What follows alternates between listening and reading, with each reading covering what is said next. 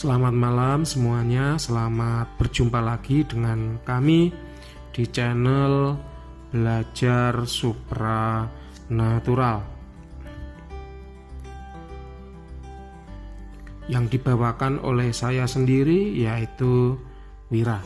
Nah, materi pada malam hari ini yaitu kita akan belajar tentang khodam. Kenapa? Karena seringkali saya memiliki pemahar yang awam tentang dunia khodam, sehingga saya merasa perlu untuk membuat suatu tayangan khusus tentang khodam ini. Nah, pada malam hari ini kita kedatangan tamu spesial, yaitu khodam dari golongan Ratu Jin Sila ya. Ini khodam yang setia menemani kami ya, kapanpun dimanapun dalam suasana suka maupun duka ya. Wah, ini udah istimewa.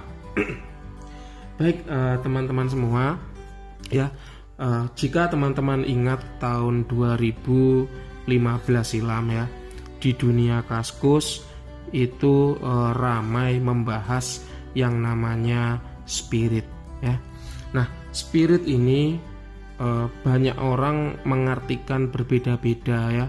Ada yang mengartikan sebagai roh ya, ada yang mengartikan sebagai semangat ya, ada yang mengartikan sebagai energi ya, energi dari alam ya, dan lain sebagainya. Ini masih banyak yang mengartikan dengan definisinya masing-masing sesuai dengan pemahaman dan jam terbangnya. Nah, saya sendiri saat mengecek di dictionary ya, spirit ini adalah bahasa Inggris begitu, bahasa Inggris yang jika dibahasa Indonesiakan artinya adalah roh. Padahal sebagai umat Muslim begitu, kami tidak bermain roh karena roh ini adalah ranahnya sudah pada Allah Subhanahu wa Ta'ala, sehingga kita benar-benar tidak bermain di ranah roh. Nah, lalu apa spirit yang dimaksud oleh dunia Kaskus yang ramai di tahun 2015? Itu tidak lain dan tidak bukan adalah khodam ini tadi. Nah, khodam ya, itu berasal dari bahasa Arab yang artinya adalah pembantu ya, pembantu. Membantu siapa? Karena kita berbicara dalam konteks manusia, maka ini membantu manusia. Nah, pembantu ini ternyata dia berasal dari banyak golongan ya. Kita mengenal ada 3 golongan makhluk ya. Yang pertama yaitu yang disebut sebagai manusia. Kemudian ada yang namanya malaikat, dan yang terakhir ada yang namanya jin ya. Sebenarnya masih ada banyak makhluk yang lain seperti hewan, tumbuhan, virus, monera, plantae, kemudian protista, fungi dan lain sebagainya, tapi kita tidak membahas itu ya. Baik, kita fokus pada 3 makhluk ini ya. Pembantu yang pertama dari golongan manusia ya. Pembantu yang dari golongan manusia ini ada macam-macam. Ada yang namanya asisten rumah tangga atau pembantu ya, tukang masak, tukang bersih-bersih, tukang nyuci, tukang setrika. Nah, itu disebut asisten rumah tangga atau pembantu. Kemudian ada lagi yang namanya babysitter ya. Ini tukang mengasuh anak, membantu kita mengasuh anak. Kemudian ada lagi yang namanya driver. Driver ini pak supir yang mengantar kita, membantu mengantar kemana-mana. Kemudian ada office boy ya. Office boy ini tukang bersih-bersih, tukang nyapu, tukang ngepel, buang sampah dan lain sebagainya. Kemudian ada lagi sekretaris ya, misalnya seorang bos itu punya sekretaris pribadi. Nah, itu juga ranahnya adalah khodam ini atau pembantu. Nah, kemudian kawan-kawan semua dari golongan malaikat ya, itu ada juga yang membantu manusia ya. Malaikat itu kan sebenarnya makhluk yang diciptakan dengan tugas pokok dan fungsi yang sudah jelas, ya. Jadi mereka tidak akan melenceng dari tupoksi ini. Nah, ketika malaikat itu membantu manusia, ya, maka manusia ini mengaksesnya dengan satu kata yang namanya doa. Jadi manusia, ya, berdoa kepada Allah. Nah, nanti Allah yang akan memerintahkan malaikat untuk membantu manusia sesuai dengan apa yang didoakan. Nah, ini golongannya ada banyak sekali, ya. Kita tidak akan membahas ini, ya. Kenapa? Karena nanti kalau dibahas akan menjadi kelas tersendiri. Nah, terakhir kita akan membahas pembantu dari golongan jin. Kenapa? Karena memang sudah merupakan bagian dari budaya, ya, bahwa kita sebagai manusia itu seringkali membutuhkan kawan, membutuhkan, kalau orang Jawa bilang perewangan, begitu ya. Perewangan, ya. Perewangan itu berasal dari kata rewang. Rewang ini artinya teman, membantu, ya, teman yang membantu. Nah, jin yang menjadi perewangan ini ada banyak. Yang sering dicari itu adalah tipe pengasihan, ya. Kemudian ada lagi tipe kerejekian. Kemudian ada lagi tipe penglarisan. Ada juga yang dicari itu sebagai sarana proteksi, ya, wasilah jaga diri. Kemudian kebal, ya, contohnya adalah jin yang bersemayam pada rantai babi, contohnya itu, ini golongannya kebal, ya. Kalau pada merah delima contohnya itu adalah kerejekian dan pengasihan, contohnya begitu, dan lain-lain, ya. Ini masih ada banyak sekali jenisnya. Nah, kita pada malam hari ini, ya, khusus akan membahas, ya, khodam, ya, khusus akan membahas khodam atau perewangan, ya, dari golongan jin saja. Kenapa? Karena ini bahasan yang menarik, ya, bahasan yang menarik. Baik, teman-teman semua, jin, ya, jin itu dia terdiri dari bermacam-macam suku atau ras sebagaimana manusia, ya.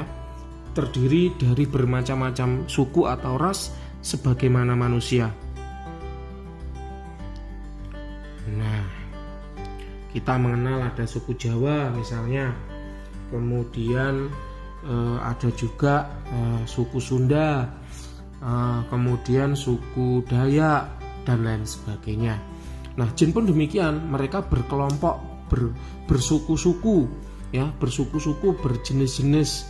Ada jin yang tinggal di darat, ya, ada jin yang tinggal di laut, ada jin yang tinggal di udara, ya. Di darat ini sendiri ada yang di sungai, ada yang di goa, ada yang di hutan, ya. Kemudian kalau di laut ini ada yang di perairan lautnya, ada yang di palung-palung laut, ada yang di goa-goa dalam laut, ya. Di dalam laut itu ada goanya. Kemudian ada yang di tebing, ya. Kemudian kalau di sini ini ada satu yang paling terkenal di pohon-pohon besar, ya. Itu konon katanya ada penunggunya. Nah, itu ini jin yang ada di darat. Sedangkan yang ada di udara, ya, mereka berterbangan di udara, istana mereka ada di udara, ya. Seperti itu. Nah, kita tahu bahwa wujud jin, ya, wujud jin itu mudah sekali berubah-ubah, ya, karena mereka memang mampu untuk merubah wujudnya, ya, merubah wujudnya sesuai dengan apa yang mereka kehendaki. Nah, lalu jika wujud jin itu berubah-ubah, bagaimana kita tahu tipe dari jin. Misalnya jin itu berubah wujud menjadi macan misalnya, lalu berubah lagi menjadi kakek-kakek.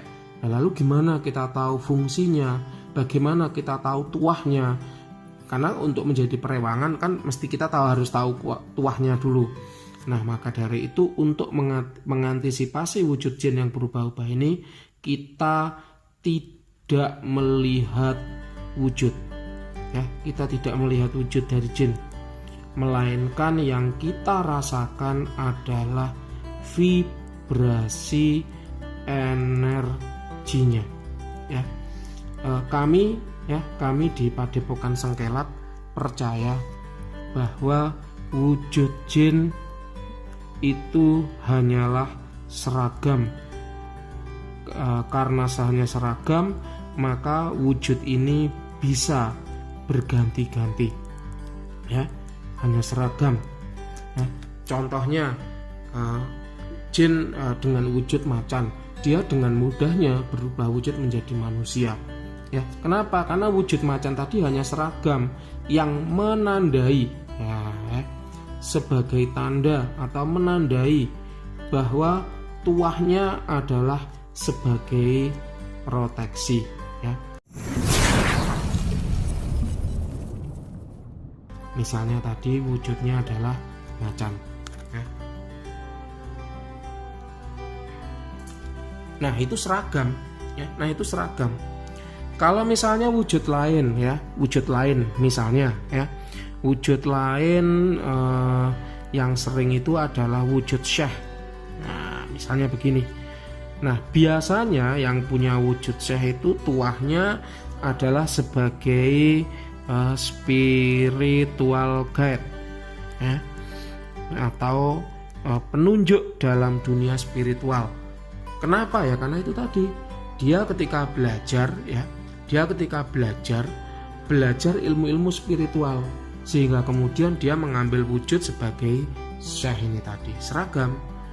Kalau dia belajarnya ilmu kejadukan, ilmu kesaktian, misalnya untuk proteksi tadi, maka dia akan mengambil wujud macan.